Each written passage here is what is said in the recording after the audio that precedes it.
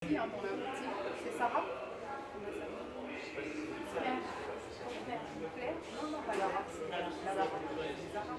Merci de nous accueillir ici. Merci à vous d'être venu. Moi, j'ai créé mon entreprise grâce à l'ADI. En fait, j'étais déjà un peu avancée puisque je travaillais avant comme acheteur-approvisionneur dans une entreprise dans le domaine optique-lunetterie. Et au bout de 5 ans, j'ai eu plus d'une dizaine d'années d'expérience, mais j'en ai eu un peu plus envie de faire ça. J'avais envie de créer, de travailler dans un métier qui aurait beaucoup plus de sens, qui mettrait l'humain au centre de ses priorités. Et donc j'ai arrêté de travailler et je cherchais ce que je voulais faire. Donc je savais que ce serait en rapport avec l'agriculture, mais je ne savais pas trop. Et j'ai commencé à aller à un salon sur le café. Je me suis dit, le café, on va voir. On va à un salon sur le café. Et ce qui m'a choqué dans ce salon, c'est que j'ai vu aucun producteur présent sur ce salon. Et j'ai trouvé cela dommage parce que je me suis dit que ce sont les premières personnes qui sont de la chaîne de valeur en fait, et elles ne sont même pas présentes à un salon qui parle du café. Et en plus, il n'y avait aucun producteur africain, les cafés africains n'étaient pas valorisés, j'ai essayé de savoir pourquoi. Et ça m'a vraiment touchée. Je me suis dit, j'ai vraiment envie de faire quelque chose. Il y a peut-être quelque chose à faire. J'ai envie de me lancer dedans. Donc, mais je ne buvais pas du tout de café. Alors là, pas du tout. Et pour être crédible, il fallait bien que je commence à consommer du café. Donc, j'ai commencé à chercher des cours de dégustation de café. Et j'ai consommé le café. J'ai trouvé que c'était bon et que finalement, on nous vendait du mauvais café. Donc, pendant plus de 30 ans, je me suis mise dans la tête que le café était mauvais alors que c'était les vendeurs qui nous vendaient du mauvais café. Donc j'ai commencé à me renseigner là-dessus, à me former, à investir. Et je suis partie à l'origine. J'ai bu ma première tasse de café en décembre 2017. En juin 2018, je partais déjà à l'origine pour aller chercher mes fournisseurs. Je suis allée comme une flèche en fait. Et comme j'étais acheteur approvisionneur avant, donc le sourcing c'était quelque chose qui me connaissait. Et donc je suis allée à l'origine et ce que j'ai découvert là-bas c'est devenu maintenant une passion. Donc je suis revenue en France et il fallait que je me lance parce que j'avais déjà épuisé tout ce que j'avais, je m'étais formée et tout. Et je l'avais fait aussi à dessein parce que je me suis dit si je cherche à convaincre les personnes pour qu'ils me prêtent de l'argent, il faut qu'ils se rendent compte que je suis crédible en fait dans ce dans quoi je vais me lancer. Parce que ce n'était pas la continuité de mon activité d'avant, je ne buvais pas de café, voilà, donc j'étais une reconvertie, comme on le dit, dans le milieu du café, donc il fallait que je sois crédible. Donc quand je suis arrivée et que j'avais déroulé toute ma roue à mon conseiller Nicolas, je l'adore, c'était le premier à m'avoir fait confiance, et rien que pour ça, je suis sur tous les événements de l'ADI, parce que c'est important. La première personne parce que j'en avais parlé aux gens avant, personne ne croyait à mon projet. Nicolas a écouté mon projet parce que on avait d'abord vu la BGE qui ne croyait pas du tout à mon projet. Nicolas m'a accompagné. J'ai eu le prêt de l'ADI et j'ai commencé à faire les événements. Et je fais aussi des ateliers. Et quand je suis c'est une marque en fait éthique de l'économie solidaire et circulaire, de café gourmet origine Afrique et pour la valorisation des cafés qui sont torréfiés à l'origine. C'est beaucoup de choses, mais en fait, je me suis lancée dans la valorisation des cafés haut de gamme qui viennent d'Afrique parce que ces cafés ne sont pas connus ici. Ensuite, aller sur le haut de gamme pour que les gens se rendent compte que les cafés, c'est pas ce qu'on a l'habitude de boire. Aller sur une marque solidaire parce que j'ai envie de soutenir les petits producteurs qui sont là-bas, qui ne sont jamais mis en avant. Et aller sur de l'économie circulaire, dans le sens où pendant ma formation, je me suis rendu compte qu'on gaspillait énormément et qu'on pouvait recycler tous ces déchets qui étaient issus de notre activité. Je ne suis pas écolo du tout, mais de voir ce qui était possible de faire et d'impacter positivement l'environnement, c'est important que je commence moi, à mon niveau de mon activité. Donc du coup, mon activité, elle se résume ici comme ça. On a le café à l'origine. Je les transporte, donc j'importe mes cafés d'Afrique, je les transporte dans des sacs en sac de jute. Je les fais venir torréfier en grains ou moulus et je les vends en grains ou moulus.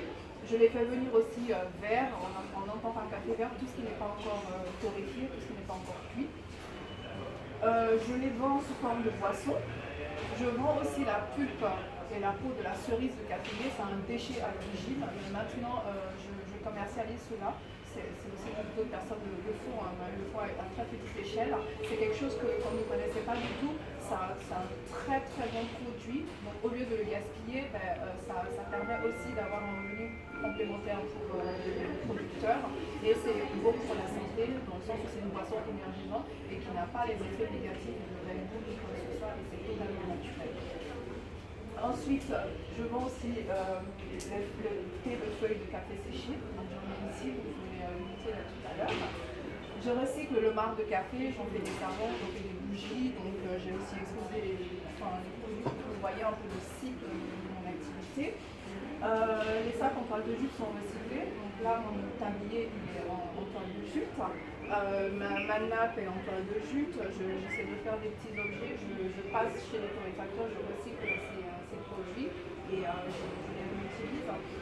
J'organise des événements autour du café pour faire connaître le café aux gens, pour que les gens connaissent le circuit du café de l'arbre jusqu'à la tasse et au-delà de la tasse, ce qu'il est possible de faire avec le café. Et donc le café ne se déguste pas seulement par voie orale. Donc il y a des gens qui me disent mais moi j'aime pas le café. Oui, c'est pas un souci. Le café peut se déguster de différentes manières et c'est ce que j'essaie de montrer aux gens et d'apprendre à connaître le café autrement. Et ensuite je suis en relation avec le petit producteur, je participe à des projets solidaires. Là, le prochain projet qui arrive, c'est vraiment de faire connaître les cafés qui sont torréfiés à l'origine. Il y a des concours de café torréfiés à l'origine. Et justement, j'ai pris contact avec l'AFPA qui organise ce concours pour pouvoir faire connaître mes petits producteurs et que leur café soit primé s'il mérite d'être primé, qu'il soit primé et que ça puisse participer en fait à leur promotion et à la valorisation de leur travail. Pourquoi dans mon assortiment il y a 80% des cafés qui sont torréfiés à l'origine, des 20%, parce que si les cafés viennent en France et qui sont tous verts, c'est des métiers qui ne vont pas se développer à l'origine. Donc c'est des métiers qui vont se perdre, c'est des relais qui ne vont pas être repris, la jeune génération ne va pas le prendre. Et donc du coup, de faire venir du café torréfié en France, ça permet à ces métiers de se développer, mais ça permet aussi à ces personnes-là de connaître leurs produits, parce que finalement, ils ne connaissent même pas leurs produits. Il faut savoir qu'ils produisent le café, mais 3/4 de ce qu'ils produisent sont destinés au marché occidental. Donc ils ne connaissent même pas leurs produits. Donc le fait de pouvoir le torréfier sur place, ça leur permet justement de déguster leur café et de savoir ce que ça donne et de pouvoir s'améliorer aussi. Et donc ils sont formés sur place en même temps et de savoir aussi ce que leur clientèle attend en termes de produits finis. Donc voilà, et après on repart à l'origine de cette principe. Donc voilà mon activité résumée.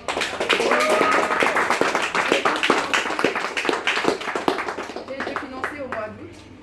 J'ai été financée par l'Asie au mois d'août. Au mois d'octobre, j'ai fait un crowdfunding. L'Asie m'a proposé à Tudigo, mon projet a été accepté. J'ai été financée. C'était hyper dur de voir que les gens soutenaient cette action.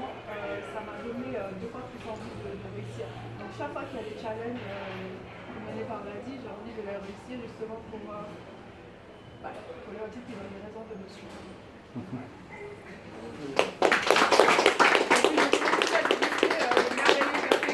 Aujourd'hui, j'ai 3 cafés de 3 origines différentes. J'ai un café du Rwanda. J'adore le Rwanda parce que c'est le premier pays avec lequel j'ai commencé à travailler. C'est le premier pays que j'ai sourcé. Et ce café-là est travaillé par une coopérative de femmes qui se sont réinsérées dans le café. Parce qu'en fait, ces femmes-là, la majorité d'entre elles ont subi des exactions pendant le génocide. Il y a 25 ans, elles ont été violées, elles ont eu plein de petits problèmes et tout. Et elles se sont réinsérées grâce au café. Et donc le fait de pouvoir travailler avec ces femmes-là, je contribue à leur développement, à leur épanouissement, à leur vie professionnelle, et je suis fière de pouvoir représenter ce café ici en France. Et il faut savoir que mes cafés ne sont pas du tout connus en France, les cafés que je représente parce que je les source moi-même. je vais sur place, je vais les chercher, et c'est des pays qui n'ont pas de lien historique en fait avec la France. C'est des pays et même les flux logistiques n'existaient même pas entre. C'était compliqué pour mettre en place ces flux logistiques. Après, j'ai un café du Kenya qui est un café qui vient d'une toute petite ferme. C'est un producteur qui a 25 ans qui s'appelle David, qui a repris la ferme de ses parents quand son père est décédé pour pouvoir faire du café. Et il sort que 2 à 3 tonnes l'année. Donc c'est une très très très petite production. Et il y a eu un événement là il y a une semaine, le Paris Coffee Show, où j'ai été invitée justement pour pouvoir présenter mes cafés. Et il faut savoir que cet événement-là, c'est là où j'étais partie la première fois quand je voulais me lancer dans le café. Et moins de 2 ans après, je suis invitée à présenter mes cafés. Donc j'étais hyper fière de revenir en tant que professionnelle du café, alors qu'un an et demi avant, je ne connaissais pas. Donc j'ai présenté le café de David, et ce café a été fortement apprécié. Et j'étais heureuse, j'étais vraiment heureuse. Et le troisième café que je vais présenter, c'est un café du Burundi. C'est un café qui est fait par une coopérative de petits producteurs. Je travaille toujours avec les petits producteurs. Je travaille en direct.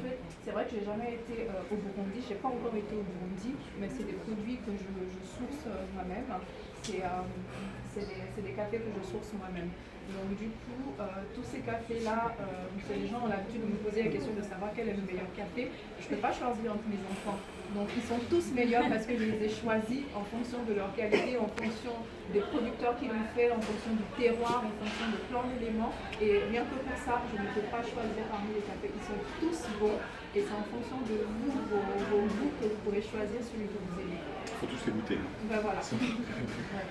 Il y en a qui s'apprécient mieux en filtre que d'autres, en fonction du type de torréfaction, en fonction des caractéristiques. Bravo. C'est parti. Et je suis accompagnée par Didier, que j'ai découvert quand je faisais une présentation de l'ALSI. Et je suis hyper heureuse de cet accompagnement c'est vraiment le côté humain de l'ALSI qui moi m'a plus intéressée. Le fait d'être accompagnée, le fait de savoir qu'on n'est pas seul, le fait de savoir qu'on compte sur nous, le fait de savoir qu'on nous fait confiance, parce que ça c'est 50% du business. Quand on sait qu'on a confiance en soi, on a envie de se donner encore plus. Merci. Bravo. C'est bien.